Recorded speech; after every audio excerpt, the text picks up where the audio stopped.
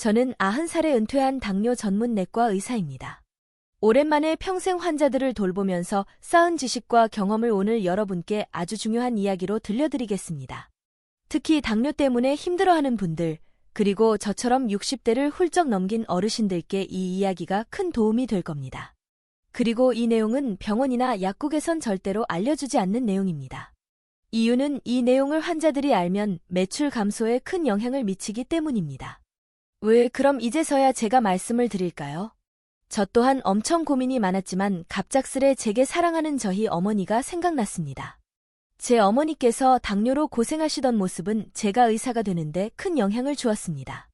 이 내용을 말하지 않으면 안 될 것 같다는 생각이 들었습니다. 어머니는 매일 점심 식사 후 혈당 때문에 스트레스가 이만저만이 아니셨죠. 식사 후에 혈당을 재고는 한숨을 쉬시던 모습이 아직도 눈에 선합니다. 손가락 끝을 바늘로 찌르는 그 짧은 순간의 고통보다 화면에 뜨는 숫자를 확인하는 그 몇 초의 시간이 어머니에게는 더 큰 공포였을 겁니다. 그때마다 저는 생각했습니다. 어떻게 하면 어머니의 식사 후가 조금 더 가벼워질 수 있을까? 그 답을 찾아가는 여정에서 저는 여러분이 반드시 알아야 할 점심 식사의 비밀과 혈당 관리법을 발견했습니다. 이야기를 시작하기 전에 여러분께 한 가지 부탁드릴 게 있습니다. 지금 이 영상을 어디서 보고 계신지 그리고 점심 식사로 주로 어떤 음식을 드시는지 댓글로 남겨주세요. 대부분 당뇨 환자들이 자신이 먹는 게 당뇨에 위험한지 정말 모르시는 분들이 많아서 제가 알려드리고 싶습니다. 그리고 혈당이나 당뇨와 관련해서 지금 가장 고민되는 부분이 있으시다면 그것도 함께 댓글로 남겨주시면 감사하겠습니다. 이 영상의 좋아요를 눌러주신 분들께는 제가 댓글을 하나하나 확인해서 직접 상담 답글을 달아드리겠습니다. 그럼 오늘 이 이야기를 끝까지 들으시면 여러분의 점심 식사가 완전히 달라질 것입니다. 여러분 혹시 식후 혈당 스파이크라는 말을 들어보셨나요? 음식을 먹으면 혈당이 오르는 건 당연하죠. 하지만 점심 식사에서 뭘 먹느냐에 따라 혈당이 급격히 치솟았다가 뚝 떨어지는 이른바 혈당 스파이크가 나타날 수 있습니다. 혈당이 롤러코스터를 타는 이 현상은 우리 혈관을 지속적으로 공격하는 주범입니다. 혈관 내벽에 상처를 내고 염증을 일으키죠. 장기적으로는 합병증의 위험까지 높일 수 있고요.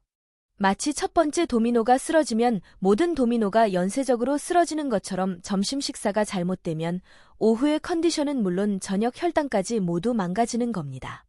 실제로 저는 대학 병원에서 네로라는 당뇨 전문 의사들과 다양한 연구에서 당뇨 환자 300명을 대상으로 실험했습니다. 점심에 단순당이 많은 음식을 먹은 그룹은 저녁까지 혈당이 롤러코스터처럼 오르락내리락했습니다. 하지만 단백질과 복합 탄수화물 위주로 점심을 먹은 그룹은 하루 종일 안정적인 혈당을 유지했어요. 그 차이가 무려 평균 40mg/dl나 났습니다. 여러분 절대 점심에 이것만은 피해야 하는 음식 4가지를 알려드리겠습니다. 첫 번째 과일 주스입니다. 건강하다고 생각해서 오렌지 주스나 사과 주스를 점심에 드시는 분들 많으시죠? 이게 바로 가장 위험한 함정입니다. 과일의 식이섬유는 혈당 상승을 막아주는 브레이크 역할을 합니다. 그런데 주스를 만드는 과정에서 이 브레이크가 완전히 제거되어 버립니다. 오렌지 하나에는 약 12g의 당분이 들어 있습니다. 그런데 오렌지 주스 한 컵을 만들려면 오렌지 3개에서 4개가 필요해요. 그럼 한 번에 36에서 48g의 당분을 액체 상태로 섭취하는 겁니다. 더 무서운 건 액체 상태의 당분은 씹는 과정이 없으니 포만감을 주지도 못합니다. 게다가 혈관으로 흡수되는 속도는 고체보다 3배에서 4배 빠르죠. 이건 마치 구불구불한 국도인 식이섬유를 없애고 혈관까지 설탕을 실어 나르는 고속도로를 뚫는 것과 같습니다. 이렇게 혈액 속으로 들어온 과도한 당은 단백질과 결합하여 최종당화산물이라는 노폐물을 만드는데 저는 이것을 세포를 녹슬게 하는 찌꺼기라고 부릅니다. 이 찌꺼기가 혈관과 장기에 쌓여 각종 합병증을 일으키는 주범이 됩니다. 두 번째 시리얼과 그래놀라입니다. 점심의 시리얼, 특히 콘플레이크나 초콜릿 시리얼은 당뇨 환자에게는 독과 같습니다. 시리얼 한 그릇 약 30g에는 보통 15에서 25g의 설탕이 들어있어요. 여기에 우유까지 부으면 유당까지 추가되어 총 당분이 30g을 넘어갑니다. 더욱 교묘한 것은 건강식품처럼 포장된 그래놀라입니다. 견과류와 오트밀로 만든 건강한 점심 식사라고 광고하지만 실제로는 꿀, 메이플 시럽, 갈색 설탕으로 범벅된 당분 덩어리예요. 그래놀라 한 컵에는 무려 30에서 40g의 당분이 숨어 있습니다. 혹시 통곡물, 식이섬유 함유 같은 문구에 안심하고 계신가요? 하지만 그보다 더 중요한 것은 성분표 뒷면에 숨어있는 당류 함량입니다. 식품 회사들은 교묘한 마케팅으로 우리의 눈을 속이려 한다는 점을 꼭 기억하셔야 합니다. 세 번째, 빵 종류입니다.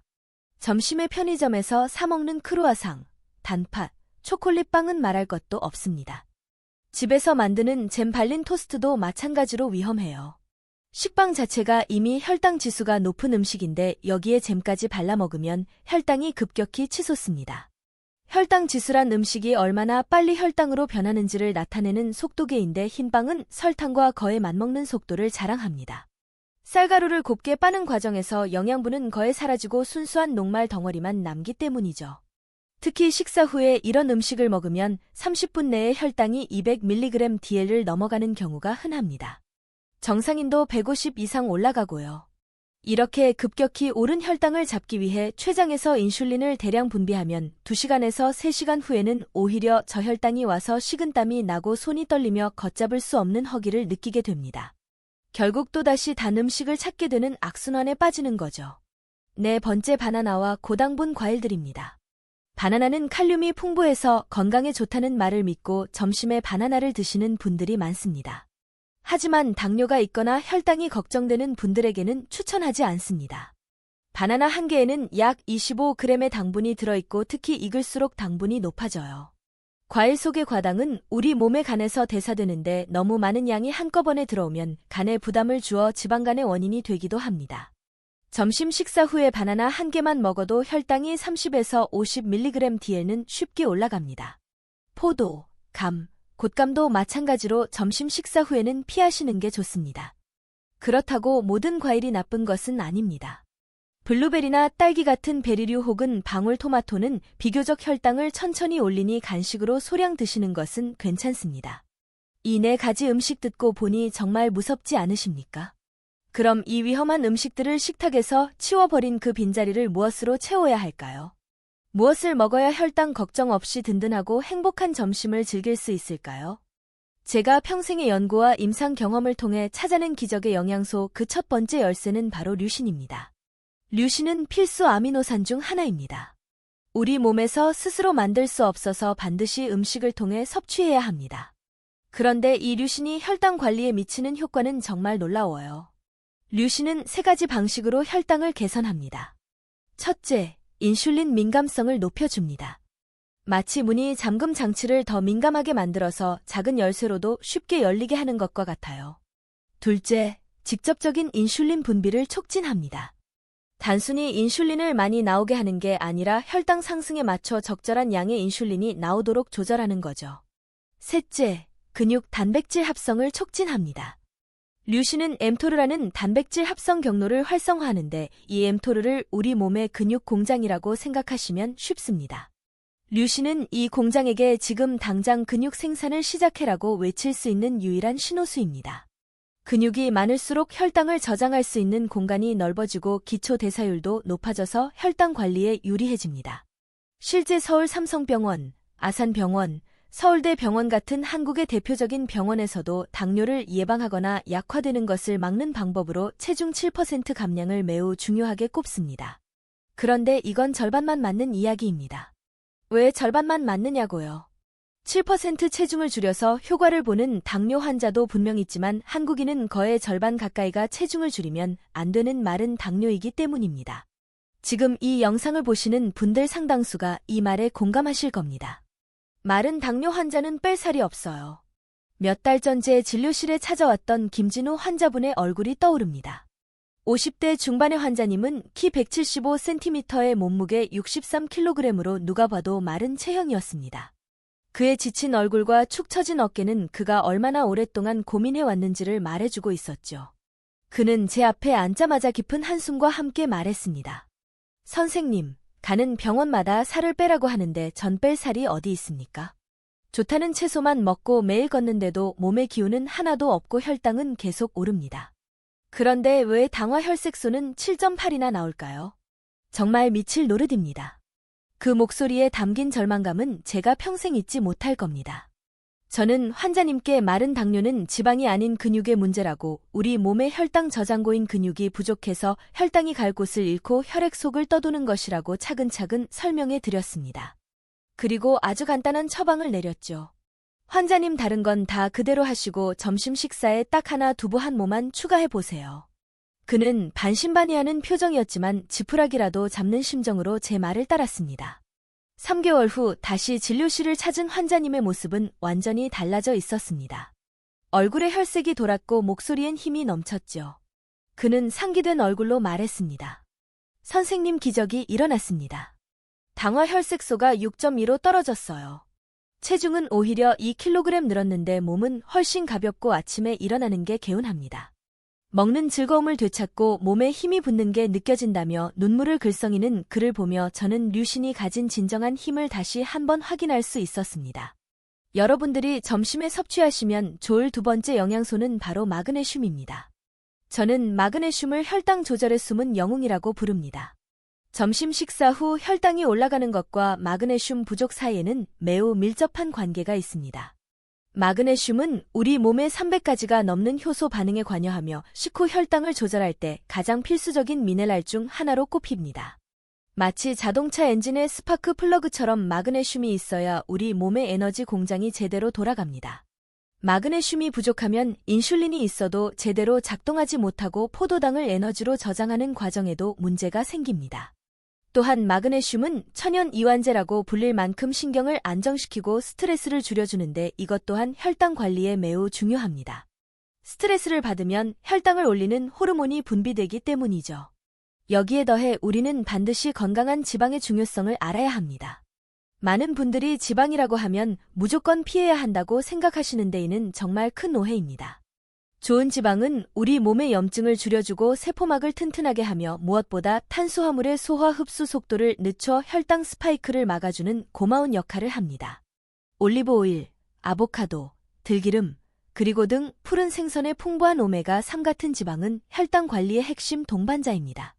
이제 구체적으로 어떻게 점심을 먹어야 하는지 알려드리겠습니다.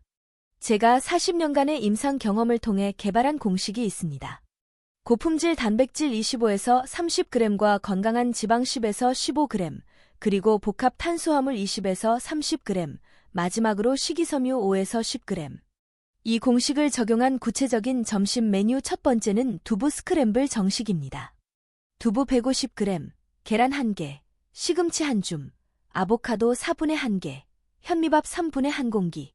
이 메뉴로 류신 4g, 마그네슘 90mg을 확보할 수 있습니다. 메뉴 두 번째는 그리스 요거트 파워볼입니다. 무가당 그리스 요거트 150g, 아몬드 20개, 호두 5개, 블루베리 50g, 치아시드 1큰술, 이 조합으로 류신 3.3g, 마그네슘 120mg을 얻을 수 있습니다. 여기에 하나 더 추가하자면 고등어 구이와 나물 반상입니다. 고등어 한 토막, 된장국 건더기 위주, 그리고 3가지 이상의 나물 반찬과 현미밥 반 공기. 생선과 콩의 단백질, 들기름의 건강한 지방까지 완벽한 조합이죠.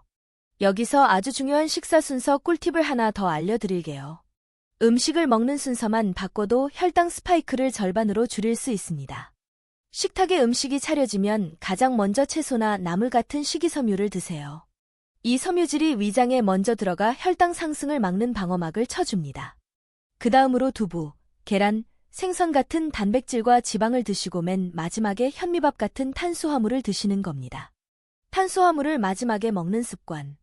이것 하나만으로도 여러분의 혈당은 훨씬 안정될 겁니다. 또 하나의 비밀 병기는 바로 식후 15분 걷기입니다. 식사를 마친 후 바로 자리에 앉거나 눕지 마시고 딱 15분만 가볍게 걸어보세요. 식후에 걷게 되면 우리 몸의 근육들이 방금 들어온 포도당을 에너지원으로 즉시 사용하기 시작합니다. 혈액 속에 당분이 쌓일 틈을 주지 않는 것이죠. 거창한 운동이 아니어도 괜찮습니다. 집안을 어슬렁거리거나 회사 복도를 천천히 걷는 것만으로도 혈당 스파이크를 막는 데 엄청난 효과가 있습니다. 외식을 자주 하시는 분들을 위해 편의점에서 가능한 조합도 알려드릴게요. 삶은 계란 2개와 두유, 견과류를 드시거나 닭가슴살 샐러드와 아몬드를 드시면 됩니다. 절대 피해야 할 조합은 삼각김밥과 바나나 우유, 샌드위치와 과일 주스입니다. 음식만으로 충분한 섭취가 어렵다면 효모에서 추출한 류신 보충제나 누에고치 실크 펩타이드, 그리고 마그네슘 글리시네이트 같은 보충제를 활용하는 것도 좋은 방법입니다. 얼마 전에 제가 피 검사를 했는데요. 당화 혈색소가 5.7이 나왔습니다. 5.7이면 아직 당뇨 전 단계에 해당되는데요. 사실 제가 이 나이에도 관리를 꽤 철저하게 하는 편인데도 아직은 완벽한 정상으로 돌아가진 못하고 있습니다. 하지만 제 평생의 경험과 지식을 바탕으로 확신합니다. 제가 몇 달 안에 더 철저하게 관리해서 이 수치를 더 줄여서 완전한 정상으로 돌아가는 모습을 여러분께 직접 인증해서 보여드리겠습니다. 저는 지금 매일 점심에 두부 100g과 견과류 한 줌, 그리고 현미밥 반 공기로 구성된 식사를 하고 있습니다. 3개월 후 검사에서 얼마나 개선되는지 여러분께 보고 드리겠습니다. 이것은 의사의 일방적인 강의가 아닙니다. 저 역시 여러분과 같은 길을 걷고 있는 동반자로서 드리는 진심 어린 약속입니다. 제가 오늘 이 자리에 선 것은 제가 의사로서 더 일찍 알았더라면 저희 어머님의 마지막 몇 년이 조금은 더 편안하지 않으셨을까 하는 평생의 회한 때문이기도 합니다. 하지만 지금 이 영상을 보고 계신 여러분은 저와 같은 후회를 하지 않으셨으면 합니다. 오늘 제가 알려드린 방법 그대로 따라하시면 여러분들도 충분히 가능합니다. 점심이 달라지면 하루가 달라지고, 하루가 달라지면 인생이 달라집니다. 당뇨는 완치되지 않는다고 하지만 적절한 관리로 정상인과 똑같은 삶을 살 수 있습니다. 그 시작이 바로 올바른 점심 식사입니다. 내일 점심부터 당장 실천해 보세요. 2주만 제대로 해보시면 몸의 변화를 느끼실 수 있을 겁니다. 건강한 점심 식사로 당뇨 없는 삶을 되찾으시길 바랍니다. 이번 영상이 도움이 되었다면 구독과 좋아요 부탁드립니다. 그리고 주변에 당뇨로 고생하는 분들에게 꼭 공유 부탁드립니다.